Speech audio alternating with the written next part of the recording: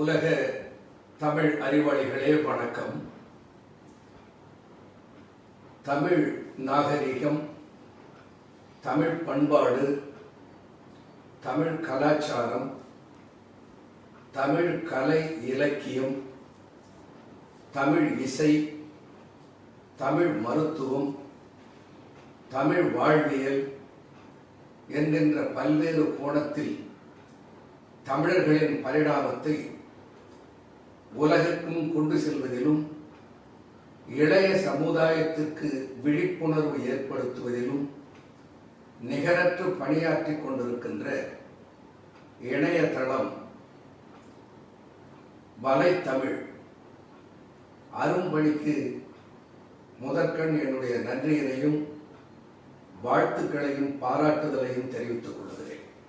இந்த கொரோனா என்கின்ற நோய் தொற்று உலக மக்களை எல்லாம் கொன்று குவித்து ஒரு அசுர தாண்டவம் ஆடிக்கொண்டிருக்கின்ற நிலையில் பல முறை என்னோடு தொடர்பு கொண்டு அவர்கள் கேட்டார்கள், ஐயா, நம்முடைய வாழ்வியல் நெறிகள், நம்முடைய பயிற்சி முறைகள், இவைகள் எல்லாம் எந்த அளவிற்கு இந்த கொரோனா தொற்றிலே இருந்து நோய் எதிர்ப்பாற்றலை கொடுக்கும், எந்த அளவிற்கு மக்களுக்கு அது பாதுகாப்பாக இருக்க வாய்ப்பு இருக்கிறது என்பதை பற்றி எல்லாம் இந்த வலைத்தமிழ் மூலமாக நீங்கள் உலகெங்கும் வாழ்கிற தமிழ் சொந்தங்களுக்கு சொல்ல வேண்டும் என்று என்னை பல முறை வினவி இருக்கிறார்கள்.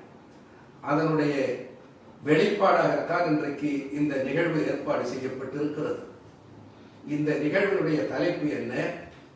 கொரோனா விழிப்புணர்வு மற்றும் நோய் எதிர்ப்பாற்றலை அதிகரிக்கும் வாழ்வியல் நெறிகளும் பயிற்சிகளும் என்கின்ற தலைப்பை ஒட்டி 8 நாட்களுக்கு தொடர்ந்து நாம் பல செய்திகளை பகிர்ந்து கொள்ள இருக்கிறோம். என்னை பொறுத்தவரையில் ஒரு சிறிய அறிமுகத்துக்காக உங்களுக்கு சொல்லுகிறேன். வலைத்தமிழ் மூலமாக உலகம் முழுதும் அறிமுகமானவன் என்ற போதிலும் கூட ஒரு செய்தி உங்களுக்கு சொல்ல வேண்டும். நான் ஒரு பாரம்பரிய சித்த மருத்துவர். தமிழக அரசினுடைய தமிழ்நாடு சித்தா மெடிக்கல் கவுன்சில் அங்கீகாரம் பெற்ற ரெஜிஸ்டர்ட் சித்தா பிராக்டிஷனர். இதை முதலில் நான் பதிவு செய்ய வேண்டும். இது பாரம்பரிய பதிவு. அதே நேரத்தில் விலங்கியல் துறையில் முனைவர் பட்டம் பெற்று டாக்சிகாலஜி நச்சுயியல் துறையில் என்னுடைய முனைவர் பட்டம், 40 ஆண்டு காலம் கல்லூரியில் பேராசிரியராக பணியாற்றி அதில் கடைசி 10 ஆண்டுகள் முதல்வராகவும் பணியாற்றிய அனுபவம் பெற்றவர். நான் எதை சொன்னாலும் அந்த சொல்லுகிற செய்தி அறிவியல் சார்ந்ததாக இருக்க வேண்டும் என்பதில் as a scientist I am always very much concerned. எப்பொழுதும் என்னுடைய சிந்தனை நாம் சொல்லுவது அறிவியல் சார்ந்து இருக்க வேண்டும் என்பதில் இருக்கும். அறிவியல் சாராத வெறும் அனுபவியலை மட்டும் பேசுவது உலக அரங்கில் எடுபடாது என்பதை அடிக்கடி பார்த்த சார்ந்தியவர்கள் வலியுறுத்துவார்கள். என்னுடைய உணர்வும் அதுதான். ஐயா சிவராமன் அவர்களும் நானும் பல நேரங்களில் பேசுகிற போதெல்லாம் சொல்லுவோம், சித்த மருத்துவமும் தமிழர் வாழ்வியல் நெறிகளும் அறிவியல் ஆய்வுகளினால் நிரூபிக்கப்பட்டால்தான் அது உலக அரங்கு ஏற்றுக்கொள்ளத்தக்கதாக அமையும். அதற்காக பாடுபட வேண்டும் என்று முனைப்போடு நாங்கள் பல காரியங்களை செய்து கொண்டிருக்கிறோம். அவைகளும் பலம் தரும் என்பதில் எனக்கு நம்பிக்கை இருக்கிறது. சித்தர்களுடைய வாழ்வியல், தமிழர்களின் வாழ்வியல். சித்தர்கள் என்றால் யார் என்று பார்த்தால் தமிழ் மண்ணில் வாழ்ந்த ஜீனியஸ். அவர்கள் சொல்ல போனால் பேரறிவாளிகள். அவர்கள் முக்காலத்தையும் உணர்ந்து தமிழ் சமூகம் ஆரோக்கியமாகவும் நீண்ட ஆயுளோடும் வாழ்வதற்குரிய வழிகளையெல்லாம் யோக பயிற்சியின் மூலமாகவும் சில உணவு நெறிகளின் மூலமாகவும் தாவரங்களை பயன்படுத்தி மருந்துகளாக கையாண்டு பல்வேறு நோய்களில் இருந்து விடுபட்டும் மக்கள் நலமுடன் வாழ்வதற்கு வழிவகுத்தவர்கள் சித்தர்கள். சித்தர்களுடைய ஆன்மீகம், பகுத்தறிவு, சுயமரியாதை, மத நல்லிணக்கம், சமூக நீதி, ஆன்மீகம் என்று பல்வேறு பலதரப்பட்ட பரப்பினை உடையது. அந்த சித்தர்கள் இலக்கியத்தில் இருக்கிற மேற்கோள்களை எல்லாம் கையாண்டு பின்னால் வருகிற நிகழ்ச்சிகளிலே சித்த மருந்துகளிலே என்னென்னவெல்லாம் இதற்கு உதவும், அது எப்படி உதவுகிற வாய்ப்போடு இருக்கிறது என்பதை பற்றியும். ஆனால் அதே நேரத்தில் ஒன்றை நான் பதிவு செய்ய வேண்டும். கொரோனா விழிப்புணர்வு என்கின்ற தலைப்பு இதில் இருப்பதனாலே கொரோனாவுடைய விழிப்புணர்வை பற்றி அடுத்த நாள் வருகிற நிகழ்ச்சியில் சொல்ல போகிறேன். இப்பொழுது மக்களுக்கு தங்களை பாதுகாத்துக் கொள்வதற்கும் நல்ல ஆரோக்கியத்தை நிலைநிறுத்திக் கொள்வதற்கும் மனதில் முதலில் இருக்கிற அச்சத்தை அகற்றிக் கொள்வதற்கும் நம்முடைய பாரம்பரிய வாழ்வியலில் என்ன இருக்கிறது என்பதை முதலில் பகிர்ந்து கொள்ள இருக்கிறோம். ஆகையினால் பிந்தி வர இருப்பதுதான் இன்றைக்கு முந்தி வருகிறது. அதில் சிலவற்றை உங்களுக்கு அறிமுகம் செய்ய இருக்கிறேன். அவைகளை ஒவ்வொன்றாக முதலில் தெரிந்து கொண்டு பின்னர் நாம் கொரோனாவுடைய விழிப்புணர்வு பற்றிய செய்திகளுக்கு பின்னர் செல்லலாம். முதலில் இன்றைக்கு அறிவியல் உலகமும் மருத்துவ உலகம் என்ன சொல்லுகிறது என்பதை கொஞ்சம் கோடிட்டு சொல்ல ஆசைப்படுகிறேன். கொரோனா கிருமி COVID-19 என்கின்ற வைரஸ் அது எந்த வகையை சார்ந்தது உங்களுக்கெல்லாம் தெரிந்த செய்திதான் என்றாலும் கொஞ்சம் நினைவூட்டுவதற்கும் இந்தியாவில் பல்வேறு பகுதிகளில் இந்த நிகழ்ச்சியை பார்த்து கொண்டிருக்கிற மக்கள் தெரிந்து கொள்ள வேண்டும் என்பதற்காகவும் அறிவியல் சாராத துறைகளில் பயின்றவர்களுக்கு இது அறிமுகமாக வேண்டும் என்பதற்காகவும் இந்த ஒரு அறிமுக செய்தியை சொல்லுகிறேன். கொரோனா வைரஸ் என்பது சாதாரணமாக மனித பிறவி தோன்றிய காலத்திலே இருந்து புழக்கத்தில் இருக்கிற ஒரு வைரஸ். கொரோனா என்ற சொல் தலையில் இருக்கிற கிரீடம் என்கின்ற சொல்லை குறிக்கிற ஒரு சொல். அந்த கொரோனா வடிவத்தில் தலைப்பாகையை போல கிரீடத்தை போல வடிவம் உடைய ஒரு தொற்று கிருமி, அதை வைரஸ் என்று அறிவியல் உலகம் அழைக்கிறது.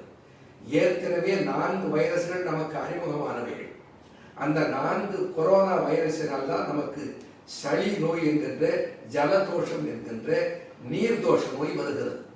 மூக்கில் நீர் வடிதல், தும்மல் வருதல், இருமல் வருதல், மூச்சு திணறுதல் போன்ற பிடிகள் எல்லாம் சளி பிடித்தவர்களுக்கு வருகிற ஒரு சாதாரணமான அறிகுறிகள் தான்.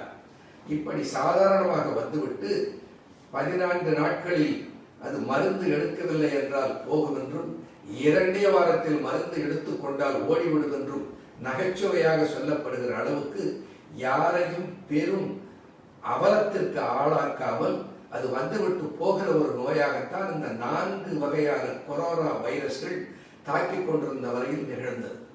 பிறகு அது மனித ஆய்வின் முடிவோ அல்லது திடீர் மாற்றம் என்று சொல்லுகிற மியூட்டேஷன் காரணமாக தோன்றியதோ அது இயற்கைக்குத்தான் வெளிச்சம்.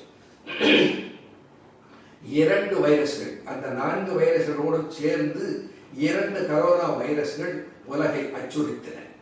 அதில் 2002ஆம் ஆண்டு அறியப்பெற்ற சார்ஸ் என்ற பெயரோடு வந்த சிவியர் அக்யூட் ரெஸ்பிரேட்டரி சிண்ட்ரோம் என்கின்ற நோய் உலகையெல்லாம் இன்றைய நிலையை விட பேரதிர்ச்சிக்கு ஆளாக்கியது. அதுவும் சீன தேசத்திலிருந்து தோன்றி உலகை அச்சுறுத்திய ஒரு வைரஸ் தான். இந்த கொரோனா வைரஸ் வகையை சார்ந்த சார்ஸ் வைரஸும் நம்மை அச்சுறுத்தியது. அதுவும் காலப்போக்கில் கடந்து போய்விட்டது. அடுத்து 2012-13ஆம் ஆண்டில் Middle East respiratory virus MERS என்கின்ற பெயரில் மத்திய கிழக்கு நாடுகளை தாக்கிய ஒரு நோயாக அறியப்பட்டதும் கரோனா வைரஸ் தான். அந்த கரோனா வைரஸ் நம்மை உலுக்கியதும் அச்சுறுத்தியதும் கொஞ்சம் கொஞ்சமாக காலப்போக்கில் மறைந்து போய்விட்டது. நினைவில் வைத்துக் கொள்ளுங்கள், 4 நம்மை பெருமளவில் அவல நிலைக்கு ஆளாக்காமல் பெருமரணத்தை விளைவிக்காமல் வந்து போய் கொண்டிருந்த சளி காய்ச்சல் நோய்கள், பிறகு வந்த சார்ஸ் மெர்ஸ் என்கின்ற 2 வகையான கரோனா வைரஸ்கள், இவைகளெல்லாம் ஆரம்பத்தில் பெரும் பீதியையும் பயத்தையும் ஏற்படுத்தினாலும் காலப்போக்கில் அவைகள் வீரியம் இழந்து போய்விட்டன என்பதை மனதில் நாம் நினைத்துக் கொண்டால் இன்றைக்கு அறிமுகமாகி இருக்கிற COVID-19 என்கின்ற இந்த கரோனா வைரசும் காலப்போக்கில் வீரியம் இழந்து நம்மை விட்டு அகன்று போய்விடும் என்ற நம்பிக்கை மனதில் வர வேண்டும் என்பதற்காக இந்த செய்தியை சொல்லுகிறேன். இந்த COVID-19 என்கின்ற வைரஸை பற்றி பல செய்திகள் இருந்தாலும் எது உண்மை என்பது அறியப்படாத நிலையில் எதையும் ஒரு அறிவியலாளர் என்கின்ற முறையில் நான் சொல்ல முடியாது. இது மனிதனால் உருவாக்கப்பட்டதா அல்லது திடீர் மாற்றத்தால் உருவானதா, விலங்குகள் இருந்து தொற்றியதா என்றெல்லாம் பல கேள்விகள் இருந்து கொண்டிருக்கின்ற நிலையில் ஒன்று, இது பெரிய சேதத்தை உயிர் இழப்பை ஏற்படுத்தி கொண்டிருக்கிறது என்கின்ற ஒரு அச்சுறுத்தல் தான். உலக அளவிலே பெரும் அளவில் மக்களை பாதித்திருக்கிறது என்பதை நாம் அறிவோம். 25 லட்சம் பேர்களுக்கு மேல் உலக அளவில் அது பீடித்திருக்கிறது. 1.5 லட்சம் பேர்களுக்கு எண்ணிக்கைக்கு மேல் மக்கள் உயிரிழந்திருக்கிறார்கள். அற்புதமான மருத்துவ வசதிகள், செல்வ செழிப்புகள் பெற்றிருக்கிற நாடுகள், ஐரோப்பிய அமெரிக்க நாடுகளை கூட இது ஒலுக்கிக் கொண்டிருக்கிறது என்பதை அறிகிறோம். இந்தியாவில் இது முதலாக ஜனவரி மாதம் 30ஆம் தேதி ஊகான் பல்கலைக்கழகத்திலே இருந்து கேரள தேசத்திற்கு வந்த ஒரு நபர் மூலமாக அறிமுகமானதாக அறியப்பெற்று இன்றைக்கு அது இந்தியாவிலும் பரவி இருக்கிறது. இந்தியாவில் 14 லட்சம் மக்களுக்கு மேல் இன்றைக்கு நான் 20ஆம் தேதி இந்திய நேரப்படி காலையில் பேசுகிறேன். அமெரிக்க நேரப்படி 19ஆம் தேதி மாலையில் 9 மணி அளவில் பேசிக் கொண்டிருக்கிறேன். இன்றைக்கு வரையில் கிடைத்திருக்கிற செய்திப்படி இவ்வளவு மக்களை இது இந்தியாவில் பாதித்திருக்கிறது. தமிழ்நாட்டில் அது பெருமளவில் பரவி கொண்டிருக்கிறது. இருந்தாலும் அது இன்றும் சமூக பரவல் நிலையை அடையவில்லை என்றெல்லாம் நாம் அறிகிறோம். இந்த தருணத்தில் ஒன்றை நாம் தெரிந்து கொள்ள வேண்டும். ஏன் இன்றைக்கு வாழ்வியல் நெறிகளும் பயிற்சிகளும் என்பதை பற்றி பேச வேண்டும்? இன்றைய தேதியில் கொடுக்கப்பட்டிருக்கிற தலைப்பு கொரோனா தொற்றும் அதற்கு சித்த மருத்துவ குறிப்புகளும் என்ற தலைப்பாக இருக்கிறது. அதை துவங்குகிற போது இதை நான் சொல்ல வேண்டிய கட்டாயம் இருப்பதனால் இதை பற்றி சொல்லுகிறேன். இந்தியாவில் சுகாதாரம் என்பது பெருமளவில் கடைபிடிக்கப்படவில்லை என்பது உலக நாடுகள் நம்மீது சாட்டுகிற குற்றம். ஒன்றை நாம் நினைத்து பாருங்கள். துப்புரவு பணியாளர்களுக்கு இருக்கிற அளவுக்கு நோய் எதிர்ப்பு சக்தி மற்ற குடிமகனுக்கு இந்த மண்ணில் இருப்பதில்லை. ஏனென்றால் அவர்கள் பல்வேறு கிருமிகளுக்கு அவர்கள் முதலில் தான் ஆளாகிறார்கள். அந்த கிருமிகள் எல்லாம் அவர்களை தாக்குகிற போது அந்த நோயில் அதற்குரிய எதிர்ப்பு சக்திகள் வளர்கின்றன. மேலை நாடுகளில், குறிப்பாக செல்வ சீமான்கள் செழித்திருக்கின்ற ஐரோப்பிய அமெரிக்க நாடுகளில் எல்லாம் ஒரு சிறிய தும்மல் என்றாலும், ஒரு சிறு ஜலதோஷம் மூக்கில் நீர் வருகிறது என்றாலும் உடனே போய் ஒரு ஆன்டிபயாட்டிக்ஸை எடுத்துக்கொள்வது, உடனடியாக அந்த காய்ச்சலை குறைப்பதற்குரிய மருந்துகளை தேடி எடுத்துக்கொள்வது, ஒரு சிறு வாந்தி வயிற்றுப்போக்கு என்றால் உடனே வயிற்றில் இருக்க குடல் அசைவுகளை நிறுத்துகிற லேப்பரமைடு போன்ற மருந்துகளை எடுத்துக்கொள்வது என்றெல்லாம் அந்த நோயை உடனே அழுத்துகிற, அமுக்குகிற, மேலோங்காமல் செய்கிற முறையை கையாண்டு கொண்டிருக்கிறார்கள். இந்தியாவில் இயற்கையாகவே மக்கள் பல்வேறு கிருமிகளுக்கு, பேத்தோஜன்களுக்கு, பல்வேறு நோய் கிருமிகளுக்கு தாங்கள் ஆளாகிறார்கள். இளம் வயதிலிருந்து அவர்கள் மண்ணில் விளையாடுவதும் சேற்றில் விளையாடுவதும் கிராமப்புறங்களிலே இயற்கையோடு இயற்கையாக வாழ்கிற போது அவர்கள் உடலில் பல்வேறு கிருமிகள் அவர்களை தாக்கிக் கொண்டிருக்கிறது. இளம் பிராயத்திலிருந்து இப்பொழுது கூட நாம் கேள்விப்படுகிறோம், இந்த கொரோனா வைரஸ் இளைஞர்களை, சிறார்களை, குழந்தைகளை அதிகமாக தாக்கவில்லை என்று ஸ்டாட்டிஸ்டிக்ஸ், புள்ளி விவரங்கள் சொல்லுகின்றன. ஏனென்றால் அந்த சிறு வயதில் எந்த கிருமிகள் தாக்கினாலும் அதில் இருந்து மீளுகிற எதிர்ப்பு சக்தி அந்த உடலுக்குள் கொஞ்சம் கொஞ்சமாக வளர்ந்துவிடும். அப்படி உடலில் எதிர்ப்பு சக்தி வளர்ந்திருக்கிற காரணத்தினால் இந்தியாவில், அது சீனாவுக்கு அண்டை நாடாக இருந்த போதிலும், இந்த மண்ணுக்குள் மார்ச் மாதம் மைய நாள் வரையில் வெளிநாடுகளிலே இருந்து மக்கள் வந்து கொண்டும் சென்று கொண்டும் இருந்தாலும் இந்த நோய் தொற்று முதலாக ஜனவரி மாதம் 30ஆம் தேதி அறியப்பட்டிருந்தாலும் இங்கே மக்களுடைய பாதிப்பும் மக்களுடைய உயிரிழப்பும் எண்ணி பார்க்கிற போது குறைவாகத்தான் இருக்கிறது. அதற்கு இந்த நாட்டினுடைய பாரத பிரதமர் அவர்கள் எடுத்துக்கொண்ட முன் நடவடிக்கைகளும், தமிழக முதல்வர் அவர்கள் எடுத்துக்கொண்ட நடவடிக்கைகளும், தமிழக அமைச்சரவை காட்டுகிற முனைப்பும், அத்தோடு அன்றி பல்வேறு மாநிலங்களில் இருக்கிற முதல்வர்கள் எல்லாம் எடுத்துக்கொள்ளுகிற முயற்சியும், அதற்கு மக்கள் தருகிற ஒத்துழைப்பும் ஒரு காரணம் என்பதை மறுக்க முடியாது. அதே நேரத்தில் இயற்கையான நோய் எதிர்ப்பாற்றல் இவர்களுக்கு உணவாலும் இவருடைய வாழ்க்கை முறையாலும் அமைந்திருக்கிறது என்பதையும் உலகம் ஒத்துக்கொள்ளத்தான் போகிறது. அந்த நோய் எதிர்ப்பாற்றலை வளர்த்துக் கொள்வதற்குரிய வழிமுறைகள் என்னென்ன, நாம் எப்படி ஆரோக்கியமாக இருப்பது என்பதற்குரியவைகளை பற்றி இன்றைக்கு நான் சொல்ல இருக்கிறேன். முதலாவதாக அறிவியல் என்ன சொல்லுகிறது? ஒரு நாளைக்கு பல முறை உங்களுடைய கைகளையும் முகத்தையும் வாயையும் கழுவிக்கொள்ளுங்கள் என்று ஒரு அறிவுரை சொல்கிறது. ஏனென்றால் இந்த கொரோனா வைரஸ் இருக்கிறது, அது கொஞ்சம் வலுவானது.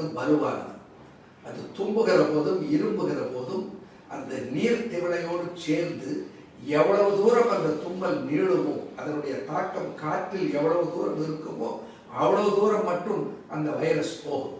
அதற்கு பின்னால் அது எடை கூடுதலாக இருப்பதனால் காற்றிலே மிதந்து கொண்டு போகாமல் படிந்து போகும். அப்படி படிகிற போது கெட்டியான பரப்பின் மீது, குறிப்பாக சொரசொரப்பாக இருக்கிற பரப்பின் மீதெல்லாம் அது எளிதில் படிந்துவிடும். படிந்து பல மணி நேரம் வரையில் அங்கு உயிரோடு இருக்கிற சக்தியை பெற்றிருக்கிறது. அதை தீண்டிவிட்டு அதை தொட்ட கைகளை சுத்தம் செய்யாமல் கண்ணையோ நாசியையோ வாயையோ தொடுகிற போது அந்த ஈரம் கூட்டிய சவ்வின் வழியாக அது உள்ளே சென்று விடுகிறது என்று அறிவியல் சொல்கிறது. பாருங்கள், இந்த மண்ணில் பாரம்பரியம் என்ன சொல்லி இருக்கிறது? வாயையும் மூக்கையும் தொண்டையையும் சுத்தம் செய்வதற்கென்று ஒரு நெறியை வகுத்திருக்கிறது. ஆச்சரியமாக இருக்கும். யோக பயிற்சி செய்பவர்களுக்கெல்லாம் அது தெரியும். ஒவ்வொரு மனிதனையும் யோகியாக மாற்றுகிற பயிற்சியாக இது இருக்கட்டும் என்பதற்காக இதை சொல்லுகிறேன், இதை செய்து காட்டுகிறேன். ஒவ்வொரு முறை நோய் வருகிற போது அதற்கு மருந்து தேடி ஓடுகிற வாழ்க்கை அல்ல சித்தர்களின் வாழ்க்கை நெறி. மருந்து என்று ஓடி போவதற்கு முன்னால் மருந்தே தேவையில்லாமல் நோய் எதிர்ப்பு சக்தியை உடலில் வளர்த்து கொண்டு ஆரோக்கியமாக வாழ்கிற நெறியை, நோய் எதிர்ப்பாற்றலை தருகிற நெறியை தருவதுதான் இந்திய மருத்துவத்தினுடைய அடிப்படை தத்துவம். சித்த மருத்துவம் அந்த வகையில் நோய் எதிர்ப்பாற்றலை தருகிற ஒரு மருத்துவம். நோய் வந்த பின்னால் எந்த மருந்து அதை அகற்றுமோ அதே மருந்து நோய் வராமல் தடுக்கும் என்கின்ற தத்துவத்தை அடிப்படையாக கொண்டதனால்தான் சித்த மருத்துவம் உணவே மருந்து, மருந்தே உணவு என்கின்ற தாற்பயத்தை அடிப்படையாக கொண்டிருக்கிறது. நாம் எதையெல்லாம் உணவாக எடுத்துக்கொள்ளுகிறோமோ அதுவே நமக்கு மருந்தாக இருந்த நம் உடலை காக்கும்.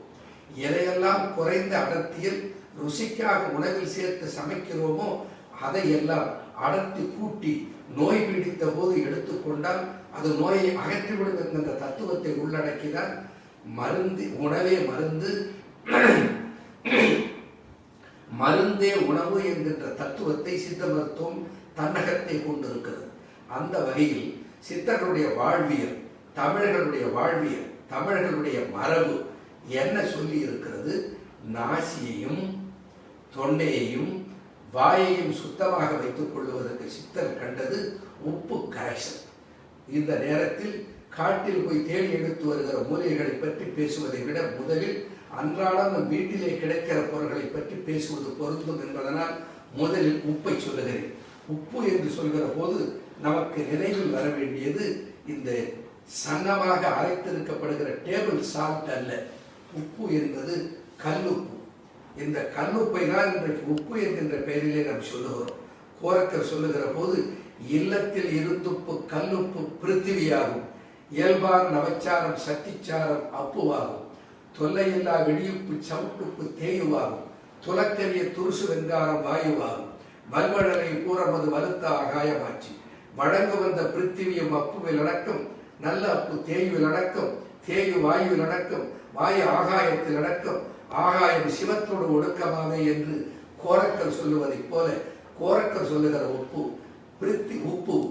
பிருத்திவினுடைய மயமானது எது என்றால், இந்த உடலை காக்கிற உப்பு எது என்றால் இந்த கல்லுப்பு தான். இந்த கல்லுப்பை எவ்வளவு எடுக்க வேண்டும்? அந்த கல்லுப்பு கரைசலை எப்படி தயாரிக்க வேண்டும்? பொதுவாக சமையல் அறையில் நாம் எடை போடும் கருவியை வைத்துக் கொண்டு எவ்வளவு சேர்ப்பது என்று எடை போட்டு போடுவதில்லை. கண் பார்த்து கை எடுத்து சேர்க்கிற பொருளே சரியான ருசியை கொடுக்கிறது என்பதை நாம் அறிவோம். அதுதான் இந்திய முறை. எப்படி என்றால், வெதுவெதுப்பாக இருக்கிற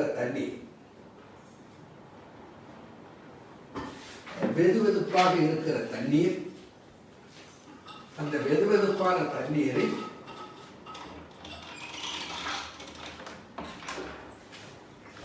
ஒரு 200 மில்லி அளவிற்கு ஒரு கோப்பையில் எடுத்துக் கொள்ளுங்கள். இது வெதுவெதுப்பாக இருக்கிறது. இந்த வெதுவெதுப்பான தண்ணீரில் எடையாக சொல்ல போனால் 2 கிராம் அளவிற்கு கல்லுப்பு. அந்த கல்லுப்பை இந்த தண்ணீரில் போட்டு அப்படியே கரைக்க வேண்டும். இப்பொழுது இந்த தண்ணீரிலே கரைக்கப்பட்ட இந்த உப்பில் கிடைக்கிற ருசி இருக்கிறதே, அது இதமான உப்பு ருசியாக இருக்கும். அது உப்பு கைக்காது. கைக்கிற அளவு உப்பை சேர்க்கக்கூடாது. சிறிதளவு உப்பு, அது ஏறத்தாழ நம் உடலிலே இருக்கிற உப்புத்தன்மைக்கு நிகராக அது இருக்கும். கொஞ்சம் கூடுதலாக இருக்கும். ஏன் சுவாமி விவேகானந்தர் அவர்கள் the complete works of Swami Vivekananda என்கின்ற 12 வால்யூம்களுக்குள்ளே முதல் வால்யூமில் முதல் பகுதியிலே அவர் ஒன்று சொல்லி இருப்பார்கள். ஆச்சரியமாக இருக்கும். Inhale water through the nostrils, pump it into the esophagus, cold and headache will disappear என்று அவர்கள் ஒரு வாக்கியத்தை குறிப்பிட்டிருப்பார்கள். இன்னொரு முறை சொல்லுகிறேன். Inhale water through the nostrils, pump it into the esophagus, cold and headache will disappear என்று அவர் முதல் பிரிவிலே முதல் பகுதியிலே குறிப்பிட்டிருப்பார்கள். என்ன சொல்லுகிறது? நாசியின் மூலமாக தண்ணீரை உள்ளே இழுங்கள், அதை தொண்டைக்குள் செலுத்துங்கள். அதன் காரணமாக உங்களுடைய நாசி சார்ந்த பிணிகள், தலைவலியும் ஜலதோஷமும் உங்களை நெருங்காமல் ஓடி போய்விடும் என்று அவர்கள் சொல்லி இருப்பார்கள். அது பலருக்கு சிரமம்தான். சைனஸ் தொல்லை உள்ளவர்களுக்கு கூட இது ஒரு அற்புதமான மருந்து. என்னவென்றால் ஒன்றுமில்லை, கொஞ்சம் வெதுவெதுப்பான தண்ணீரை கையில் எடுத்துக்கொள்ளுங்கள். உள்ளங்கையில் எடுத்துக்கொண்டு தன்னுடைய அந்த சுண்டு விரல் இருக்கிற உள்ளங்கையின் உட்பக்கத்தை நாசிக்கு கீழே மேல் உதட்டின் மீது வைத்து இப்படி படிய வைத்து, இங்கே வெதுவெதுப்பான நீர் அல்லது உப்பு நீரை, உப்பு கரைசலை எடுத்துக்கொள்ளலாம். இப்படி வைத்து கொஞ்சம் அப்படியே அண்ணார்ந்து தண்ணீர் விழுங்குவதைப் போல தொண்டையை இப்படி செய்தால் அந்த தண்ணீர் தொண்டைக்குள் இறங்கிவிடும். ஐயோ, நெறியை விடுமே, எரிச்சல் வருமே என்று நாம் நினைக்கக்கூடும். தண்ணீரை வைத்து மூக்கில் என்று உறிஞ்சினால் அது நிச்சயமாக எரிச்சலை உருவாக்கும். அப்படி உரியக்கூடாது. 2-3 முறை பயிற்சி செய்து பார்த்தீர்களானால் பிறகு குளிர்ந்த தண்ணீரை கூட அப்படி நாசியினால் எடுத்து உங்களுக்கு பழகிக்கொள்ள முடியும். அப்படி நாசிக்கு தண்ணீரை ஏற்றுவதை தமிழ் மருத்துவத்தில் நசியம் என்ற சொல்லால் குறிப்பிட்டார்கள். இதற்கு இன்றைக்கு நான் உங்களுக்கு சொல்லி இருக்கிற எளிய ஒரு முறை இங்கு பாருங்கள். இதிலே 200 மில்லி ஏறத்தாழ வெதுவெதுப்பான தண்ணீரில் 2 கிராம் உப்பை கரைத்திருக்கிறேன். இதை நாசியில் செலுத்துவதற்கு என்று சித்தர்களுடைய நெறியில் யோகாசனம் பயிற்சி செய்கிற யோக சாலைகளில் எல்லாம் இந்த கருவி இருக்கிறது. இந்த கருவியை உள்ளவர்கள் பயன்படுத்தலாம். இதற்கு நேத்தி பாத்திரம் என்று பெயர். நேத்தி வெசல் என்று ஆங்கிலத்திலே சொல்வார்கள். இந்த நேத்தி வெசலையும் பயன்படுத்தலாம். அல்லது அப்படியே இந்த தண்ணீரை, இந்த உப்பு சார்ந்த கரைசலை உள்ளங்கையில் எடுத்து இப்படி வைத்து நான் காட்டியதை போல அப்படியேவும் இழுக்கலாம். அப்படி எடுக்கிற போது உரியக்கூடாது. நீரை குடிப்பது போல தொண்டையை விழுங்கினால் போதும், அது தானே உள்ளே இறங்கி தொண்டைக்கு போகும். ஐயோ, இது உப்பு தண்ணீர் ஆயிற்றே, எனக்கு ஏற்கனவே ரத்த அழுத்தம் இருக்கிறது, இந்த தண்ணீர் உள்ளே போனால் அந்த சோடியம் குளோரைட் என்னுடைய ரத்த அழுத்தத்தை கூட்டிவிடுமே என்று அஞ்சுகிறவர்கள் இந்த சோடியம் குளோரைடுக்கு பதிலாக நீங்கள் ராக் சால்ட் என்று அழைக்கிற பொட்டாசியம் குளோரைடு சக்தி அதிகம் இருக்கிற அந்த உப்பை பயன்படுத்தி இந்த கரைசலை தயாரித்துக் கொள்ளலாம். ஆக தேவை உப்பு கரைசல். அந்த உப்பு கரைசலை எப்படி பயன்படுத்துவது என்பதை காட்டுகிறேன் பாருங்கள். இந்த நேத்தி பாத்திரத்தில் நீங்கள் இப்பொழுது தயாரித்த உப்பு கரைசலை நிரப்பிக் கொள்ளுங்கள்.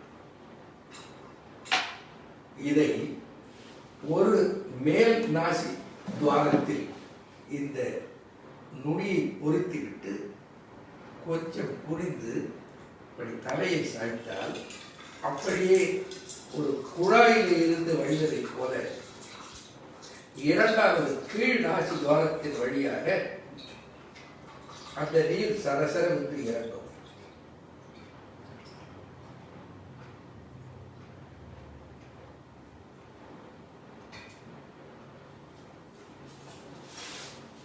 இதே போல இப்பொழுது வலது நாசியில் வைத்து நான் செய்ததை நீங்கள் அதே போல இடது நாசி துவாரத்தில் வைத்து தலையை கொஞ்சம் குனிந்து இப்படி சாய்த்தால் அது வலது ராசிபாரம் வழியாக அந்த நீர் இறங்கும்.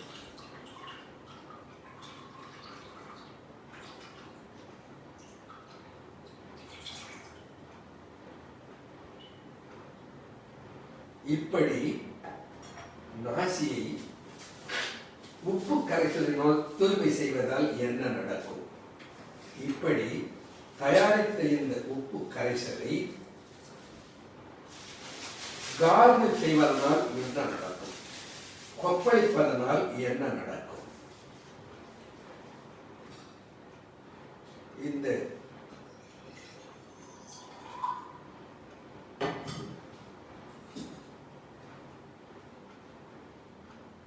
உப்பு கரைசலை தயாரித்து நான் சொன்னதை போல இந்த பாருங்கள், இந்த தேக்கரண்டியிலே காட்டுகிறேன். இவ்வளவு உப்பு போதுமானது. அளவை நீங்கள் இன்னும் சரியாக பார்க்க வேண்டுமானால் கையில் வைத்திருக்கிறேன் பாருங்கள். இவ்வளவு உப்பு தான். இதை இந்த தண்ணீரில் போட்டு இப்படி கரைத்து விட்டு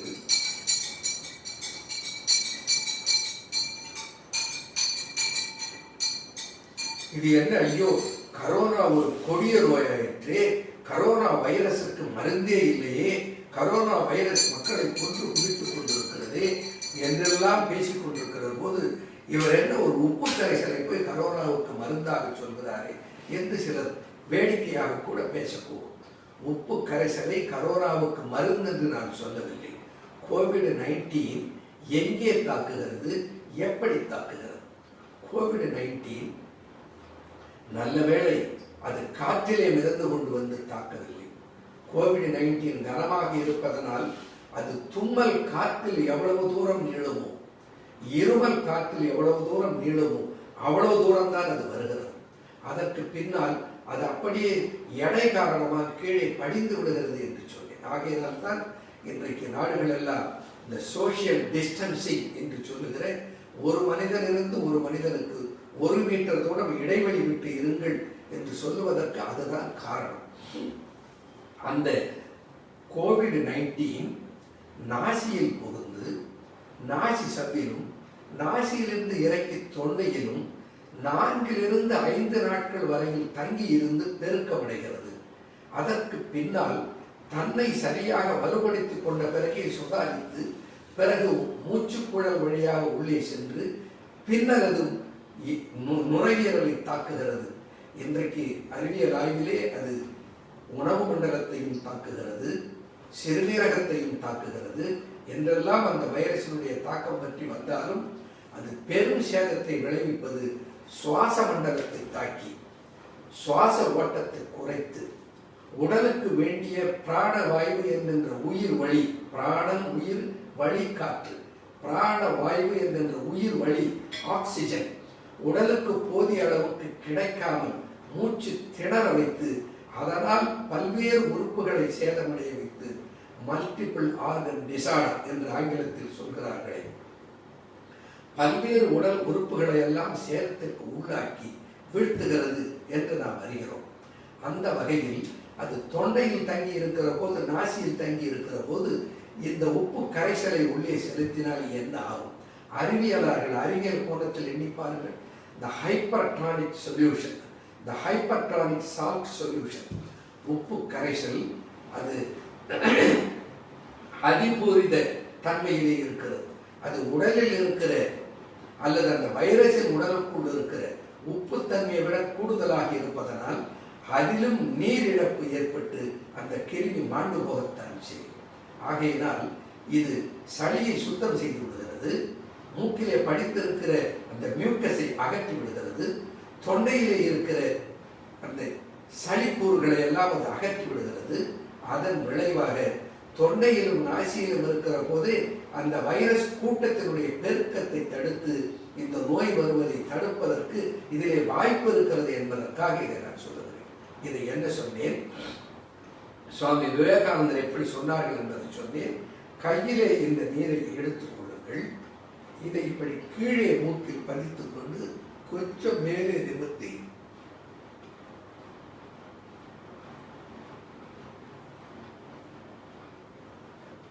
நான் செய்ததை பார்த்தீர்கள். என்ன செய்தேன்? கையிலே இந்த கரைசலை எடுத்துக்கொண்டு மூக்குக்கும் மேல் உடத்திற்கும் இடையில் கையை காற்று போகாமல் இறுக்கமாக பதித்து கொண்டு கொஞ்சம் அண்ணாந்து தண்ணீரை குடிப்பதை போல தொண்டையை இயக்கினேன். அதன் விளைவாக அந்த தண்ணீர் தானே தொண்டைக்குள் சென்று விட்டது. அப்போ நாசி வழி, தொண்டை ஆகிய இடங்களில் உப்பு கரைசலை இப்படி செலுத்தலாம். அடுத்து கார்கிள் செய்தல் என்பது உங்களுக்கு அனைவருக்கும் தெரியும். இதை வாயில் எடுத்துக்கொண்டு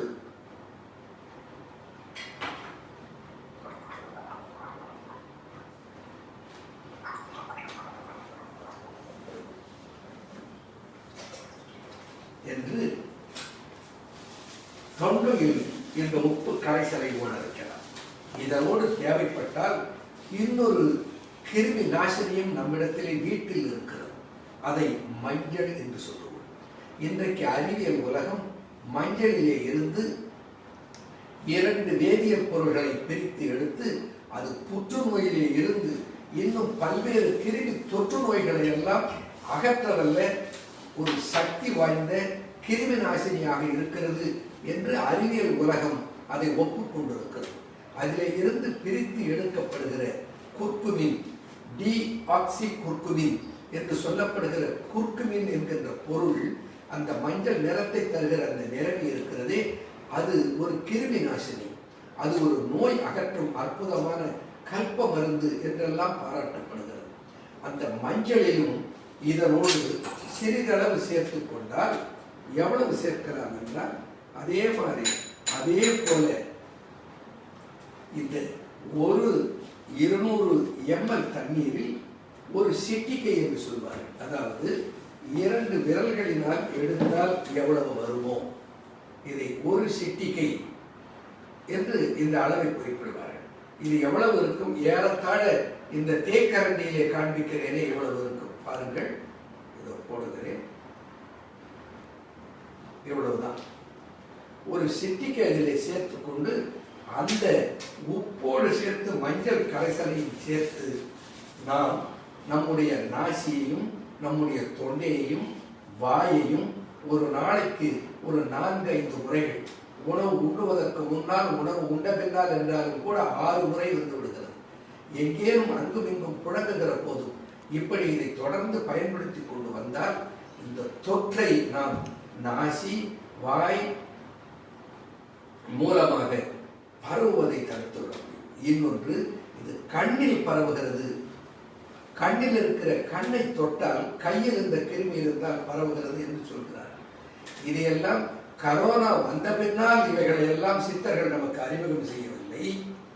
இவைகளெல்லாம் காலம் காலமாக இந்தியாவில், காலம் காலமாக தமிழ்நாட்டில் கையாளப்பட்டு வருகிறது. அது கண்ணை தூய்மை செய்வதற்கென்று இந்த கருவி இருக்கிறது. இதை ஐ கப் என்று சொல்வார்கள், கண் குமிழ். இதிலே இந்த கரைசலை எடுத்துக்கொண்டு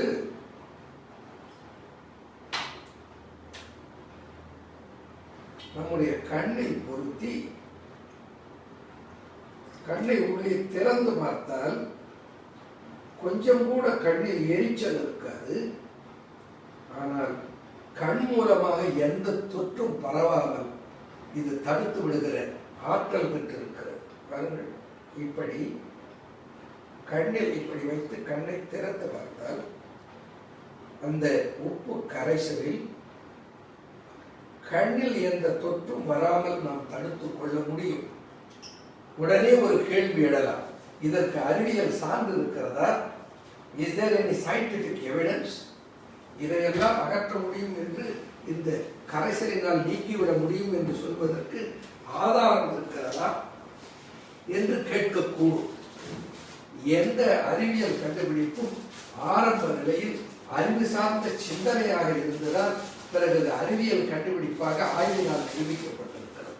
அந்த வகையில் இன்றைக்கு நான் சொல்லுவது நிச்சயமாக அறிவியல் உலகம் ஏற்றுக்கொள்ளத்தக்க உண்மையாகத்தான் மாறப்போகிறது என்பதில் எனக்கு ஐயமில்லை.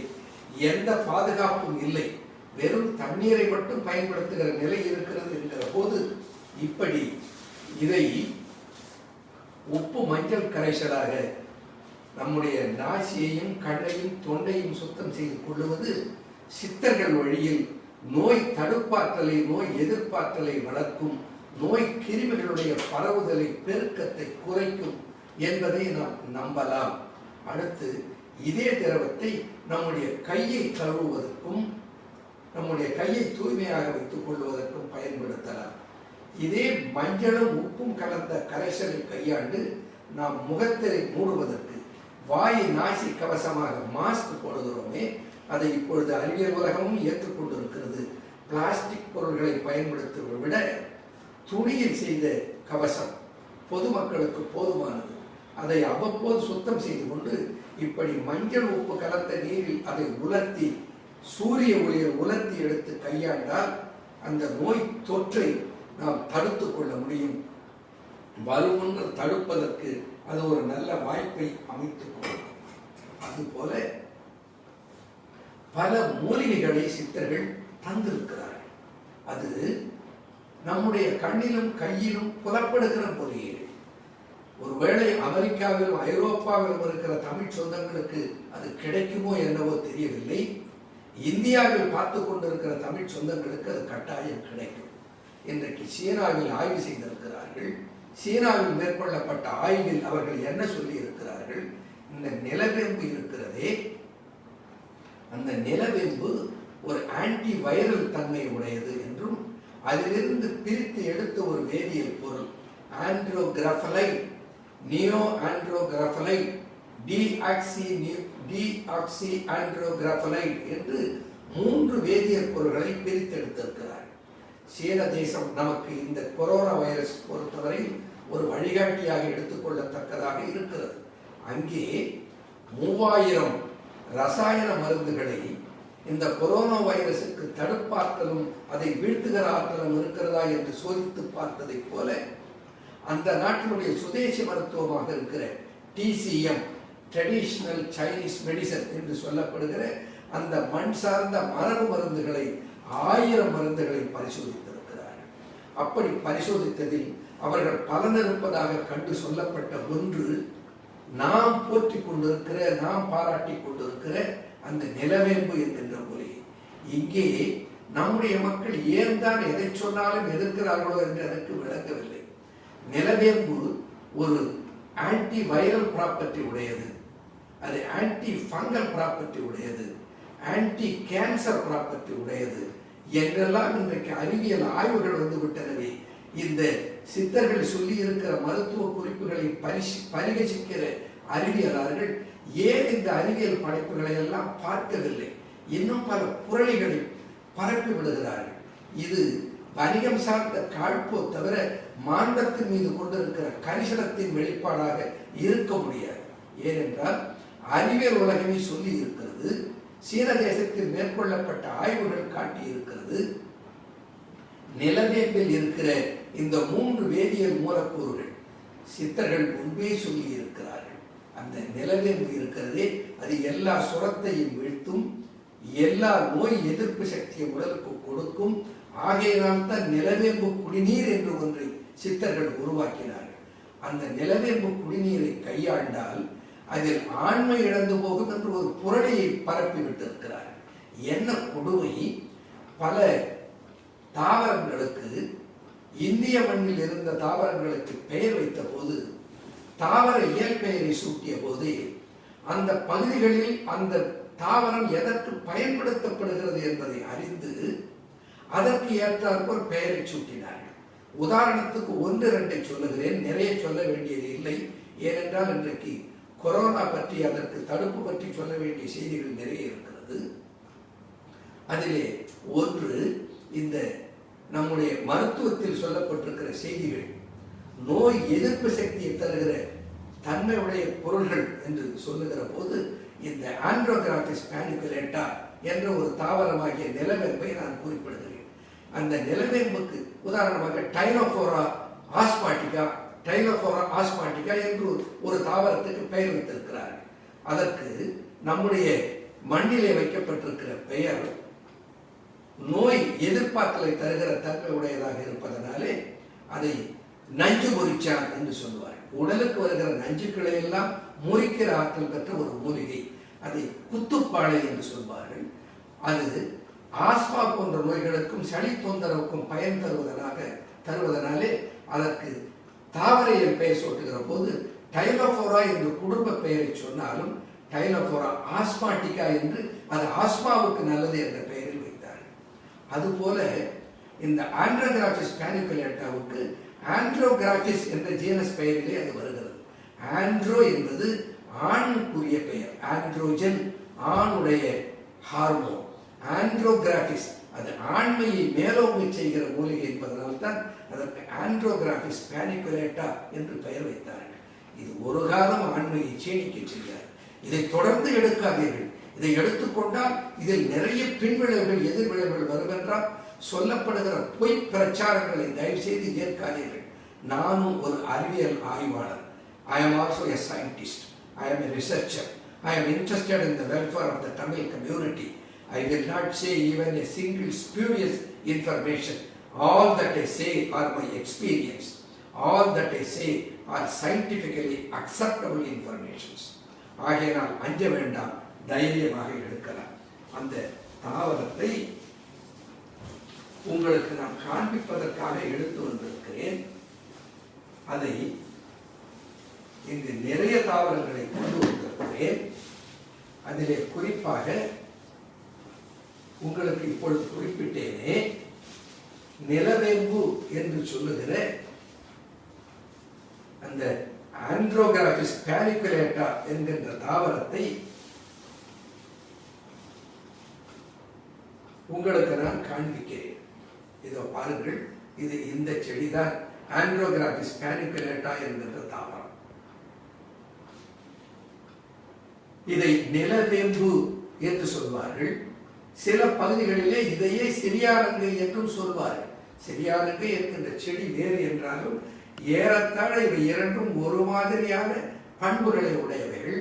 நோய் எதிர்பார்ப்பை தருகிற கசப்பு என்றால் இதற்கு நிகரான கசப்பு இல்லை என்று சொல்லுகிற ஒரு கசப்பு தன்மையுடைய ஒரு மூலிகை. சிறியானங்கை தழையை சேவித்த பேரை, சிறியானங்கை தழையை சேவித்த பேரை பிரியார் மடந்தையர்கள் பின்னும் அறி அதனால் தெங்கனமும் நீரும் தனி அழகும் உண்டாம் திங்கள் முக மாதே அறி. பெண்கள் பிரியாத அளவுக்கு அன்பு கொள்ள ஆண்கள் மீது விருப்பத்தை தரும் என்று சூசகமாக சொல்லுவது ஆண்மையை மேலோக்க செய்கிற ஆற்றல் இதற்கு இருக்கிறது என்பதை சொல்லத்தான் இந்த மூலிகையை பார்த்துக் கொள்ளுங்கள். அதுபோல இன்னொரு மூலிகையை இங்கே கொண்டு வந்திருக்கிறேன். இது என்ன இவர் சொல்லுகிறார்? தும்பையும் நிலவேம்பும் எப்படி கொரோனாவை கொன்றுவிடும். பெரிய பெரிய அறிவியல் ஆய்வுகள் எல்லாம் அதற்கு மருந்தில்லை என்று கைவிரித்து விட்ட போது இவர் என்ன இந்த செடிகளை எல்லாம் காட்டிக் கொண்டிருக்கிறார். ஒன்றை மேற்கோளாக சொல்லுகிறேன். மருந்தே இல்லை என்று அறிவியல் உலகம் கைவிரித்து விட்டது பி வகையான மஞ்சள் காமாலை. அதற்கு தடுப்பு மருந்து வந்திருக்கிறது. ஆனால் வந்துவிட்டால் அதை குணமாக்குகிற மருந்து இருக்கிறதா, பி வைரஸை வீழ்த்துகிற மருந்து இருக்கிறதா என்று கேள்வி எழுப்பினால் இல்லை என்று மேலை மருத்துவம் கைவிரித்து விட்டது. ஆனால் நம்முடைய ஆய்வாளர் சென்னை பல்கலைக்கழகத்தின் முன்னாள் துணை வேந்தர் ஐயா வீட்டி தியாகராஜன் அவர்கள் அறிவியல் ஆய்வு செய்து கீழாநெல்லியிலே அந்த குறிப்பாக ஒரு குறிப்பிட்ட வகையை சார்ந்த இங்கே தமிழ் மண்ணிலே விளைகிற அந்த கீழாநெல்லியில் மட்டும் அந்த நோய் எதிர்ப்பு சக்தி இருக்கிறது, அது அந்த பி வகை மஞ்சள் காமாலையை குணப்படுத்தும் என்று நிரூபித்தார்களே, அதை மஞ்சள் காமாலைக்கு மருந்து என்று சொன்ன மருத்துவம் தமிழ் மருத்துவம். கீழா நெல்லி குணந்தான் கேளாய் மதுமேகம் தாழா காமாலைகளை சம்முந்தான் தேரழலும் தொக்கிரழலும் தொலைக்கும் தொன்மேகம் போக்கிவிடும் தக்க விரணம் கெடுக்கும் தான் என்று கீழாநெல்லி மஞ்சள் காமாலையை குணமாக்கும் என்று உலகுக்கு சொன்னவன் தமிழன். அது குணமாக்குகிறது என்று நிரூபித்து காட்டியவன் தமிழன் எதிர்காலத்தில் அதுபோல இந்த மூலிகைகளுக்கெல்லாம் எதிர்பார்ப்பில் இருக்கிறது. வேதியியல் தோற்று போகிற இடத்தில் கூட இந்த இயற்கையியல் வென்று காட்டும் என்பதற்கு அது ஒரு சான்று. இங்கே தும்பை இருக்கிறது. தும்பையை பற்றி சொல்லுகிற போது தேரையர் சொல்லுவார், சீருகின்ற பாம்புடு சீருகின்ற பாம்புடு சில விஷங்கள் சென்னி வலி. சீருகின்ற பாம்புடு சில விஷங்கள் சென்னி வலி ஏறுகின்ற மாந்தம் இருக்குமோ நாருமலர் கொம்பரையமானே குளிர்ச்சீதம் சன்னிவிடும் தும்பை இலை என்றொரு கால் சொல்.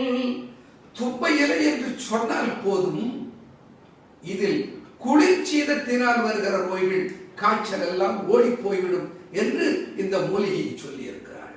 தாவரத்தை கொண்டு வந்து விட்டேன், இன்னும் 10 மணித்துளிகள் மட்டும் இருப்பதனால் இவைகளை எல்லாம் காட்டி விடுகிறேன். பிறகு இவைகளை பயன்படுத்துவதை அடுத்த நாளில் சொல்லுகிறேன். இங்கு பாருங்கள், இந்த மூலிகை நம் நாட்டில் எங்கும் வேலியில் கிடைக்கிற மூலிகை. இந்த கொரோனாவின் பெருந்தாக்கம் வந்த பின்னால் சீனாவிலே இவைகளை சோதித்து பார்த்தார்கள். இதை நொச்சி என்று நாம் சொல்லுவோம். இந்த நொச்சியிலே வேது பிடித்தல், இந்த நொச்சியினை பயன்படுத்தி புகை ஏற்றுதல் என்றெல்லாம் பல முறைகள் இந்த மண்ணிலே இருந்திருக்கிறது. இந்த நொச்சிக்கு வைட்டஸ் நிகண்டு என்று தாவர பெயர். இந்த வைட்டஸ் நிகண்டுவிலே இருந்து வைட்டக்சின் என்று ஒரு வேதியியல் பொருளை பிரித்திருக்கிறார்கள். அதற்கு பல்வேறு கிருமிகளை கொல்லுகிற ஆற்றல் இருக்கிறது என்று அறிவியல் ஆய்வில் நிரூபித்திருக்கிறார்கள். அதே போல அதிலே இருந்து பிரித்தெடுக்கப்பட்ட இன்னொரு வேதியியல் பொருள் நெகுண்டோசைட் என்ற ஒரு வேதியியல் பொருளை பிரித்திருக்கிறார்கள். இதிலே இந்த மூலிகையிலே இந்த சக்தி இருக்கிறது என்று சொன்னவன் மருத்துவன், பாரம்பரிய மருத்துவன், சித்தன். அவன் சொன்னதை ஆராய்ந்து பார்த்து அதிலே இருக்கிற ஒரு வேதியியல் மூலக்கூறை மட்டும் பிரித்து அதை அறிவியல் என்று சொல்லுகிற பழக்கம் வந்து விட்டதோ தவிர அந்த சக்தி இதிலே இருக்கிறது என்பதை நாம் தெரிந்து கொள்ள வேண்டும். அதுபோல இங்கே ஒரு மூலிகையை கொண்டு வந்திருக்கிறேன். இதன் பயன்பாட்டை பின்பு சொல்லுகிறேன். இதற்கு ஓமவள்ளி என்று பெயர். நாறுகின்ற ஓமவள்ளி நாட்டினிலே நற்செய்க்கு. நாறுகின்ற ஓமவள்ளி நாட்டினிலே நற்செய்க்கு. சிறுகின்ற மாந்த செருக்களுக்கும் ஏறுகின்ற தொண்டை கபக்கட்டும். தொண்டை கபக்கட்டும் தோற்றும் சுரம் போக்கும் கெண்டை விழிமானே கீழ். கெண்டை போன்ற விழிபடைத்த பெண்ணே, நான் சொல்வதை கீழ். இந்த தொண்டையிலே கபம் கட்டுவதையும் தோன்றுகிற சுரத்தையும் குணமாக்கிற ஆற்றல் இதிலே இருக்கிறது என்று சித்தர்கள் சொல்லி இருக்கிறார்கள். இதை எப்படி பயன்படுத்துவது என்பதை சொல்ல போகிறேன். இது பவழமல்லி என்கின்ற ஒரு மூலிகை, காய்ச்சலுக்கு மிகச்சிறந்த ஒரு மூலிகை. இதை எப்படி கையாளுவது என்பதையும் சொல்ல இருக்கிறேன். ஒரு ஆச்சரியமான மூலிகை இன்றைக்கு உங்களுக்கு நான் காட்ட வேண்டும். இந்த மூலிகையை சீந்தில் என்று சொல்வார்கள். இந்த சீந்தில் என்கின்ற ஒரு மூலிகை ஒரு அதிசயமான மூலிகை. சீந்தில் என்கின்ற இந்த தாவரம் இருக்கிறது, இதை சஞ்சீவி மூலிகை என்று குறிப்பிடுவார்கள். ஏனென்றால் எந்த ஒரு தாவரத்தையும் மண்ணில் இருந்து அகற்றிவிட்டால் அது மாண்டு போகும், அது மாய்ந்து விடும். ஆனால் இந்த தாவரம் இருக்கிறது, அதை மண்ணில் இருந்து நான் அகற்றி இன்றைக்கு 1 வாரமாகிறது. ஆனால் இந்த இலை கொஞ்சம் கூட வாடவில்லை. இந்த செடி மரத்தின் மீது படர்ந்திருக்கிற போது அது மண்ணில் தொடர்புடைய பகுதியை வெட்டி அகற்றி விட்டால் அதன் ஒவ்வொரு கணுவிலே இருந்தும் இப்படி அதிலே இருந்து விழுதுகளை போல தொங்கிக் கொண்டிருக்கும். இது காற்றிலே இருந்த சக்தியை இழுத்து, காற்றிலே இருந்து ஈரத்தையும், காற்றிலே இருந்து இந்த தாவரம் வளர்வதற்கு வேண்டிய அத்தனை உணவு சத்துக்களையும் இது எடுத்துக்கொண்டு இது சாகா மரம் பெற்ற மூலிகையாக விளங்குவதனாலே இதற்கு அமிர்தவல்லி என்று ஒரு பெயர் உண்டு. இந்த அமிர்தவல்லி என்றாலும் சீந்தில் என்றாலும் ஒன்று. இதை சஞ்சீவி மூலிகை என்று சித்தர்கள் குறிப்பிடுவார். ஓங்கு மது மேகம் ஓம் இங்கு பெருந்தாகும் என்புருக்கி. இங்கு பெருந்தாகும் என்புருக்கி இரத்த பித்தம் ஓங்கு மது வேகம் ஓடிப்போம் ஓங்கி வளர் கூந்தல் முடி மாதே கூறும் சஞ்சீவி என்னும் சீந்தில் சர்க்கரையின் சீர். சீந்திலை சஞ்சீவி என்று தேரையர் குறிப்பிடுவார். இதற்கு அமிர்தவல்லி என்று ஒரு பெயர். இதை அகற்றிவிட்டாலும் ஆகாயத்திலிருந்தே சக்தியை பெற்றுக்கொண்டு வாழும் என்பதனால் இதற்கு ஆகாயவல்லி என்றும் ஒரு பெயர். இதை டைனோஸ்போரா கார்டிஃபோலியா என்று தாவர பெயர். இதற்கு பழைய பெயர் காக்குலஸ் கார்டிஃபோலியா என்று பழைய பெயர். இன்றைக்கு இருக்கிற பெயர் டைனோஸ்போரா கார்டிஃபோலியா. இந்த மூலிகை இருக்கிறதே இன்றைக்கு அறிவியல் ஆய்விலே கண்டுபிடித்து சொல்லி இருக்கிறார்கள். It's an immunomodulatory and immunostimulant மருந்து என்று சொல்லி இருக்கிறார்கள். நோய் எதிர்ப்பாற்றலை தருகிற காய்ச்சலை வீழ்த்துகிற தன்மை இந்த மூலிகைக்கு இருக்கிறது. அதுபோல இன்னொரு மூலிகை நாமெல்லாம் அறிந்த மூலிகை வேம்பு. இன்றைக்கு இந்த வேப்பிலையை பல்வேறு நாடுகள் அதை காப்புரிமை செய்ய முயற்சி செய்தன என்பதை நாம் அறிவோம். இதில் இருக்கிற அசாடிராக்டின் என்கின்ற வேதியியல் பொருள் வைரஸ் நோய்களுக்கு எதிர்ப்பாற்றல் உடையது என்பதை அறிந்திருக்கிறோம். உலக தமிழ் அறிவாளிகளே, வீட்டிலே இருக்கிற பொருள்களையும் இங்கு கொண்டு வந்திருக்கிறேன். இங்கே சுக்கு இருக்கிறது, மிளகு இருக்கிறது, சித்தரத்தை இருக்கிறது, இங்கே அலிமதரம் இருக்கிறது, திப்பிலி இருக்கிறது, கொத்தமல்லி இருக்கிறது, கருஞ்சீரகம் இருக்கிறது, இஞ்சி இருக்கிறது, பூண்டு இருக்கிறது. இவைகளெல்லாம் அன்றாட நம் வீட்டிலே இருப்பவைகள். நான் காட்டிலே இருந்து சேகரித்தவர்களை கொண்டு வந்து காட்டியிருக்கிறேன். இவைகளை எல்லாம் எப்படி கையாண்டால் இந்த தொற்று நோய்கள் வராமல் நாம் தப்பிக்க முடியும், இவைகள் எப்படி நமக்கு நோய் தகர்ப்பாற்றலை தருகின்றன, நோயை தடுப்பாற்றல், நோயை வராமல் தடுப்பது, நோய் வந்தால் தடுத்தும் நோய் வந்தால் தகர்ப்புற ஆற்றலும் பெற்றிருக்கிற மூலிகைகளை எல்லாம் நோய் தகர்ப்பாற்றல் பெற்றவைகள் என்று நாம் குறிப்பிடுகிறோம். அத்தகைய மூலிகைகளிலே சிலவற்றை கொண்டு வந்து காண்பித்திருக்கிறேன். அவைகளிலே மேற்கொள்ளப்பட்ட அறிவியல் ஆய்வுகளை பற்றி சொல்லி இருக்கிறேன்.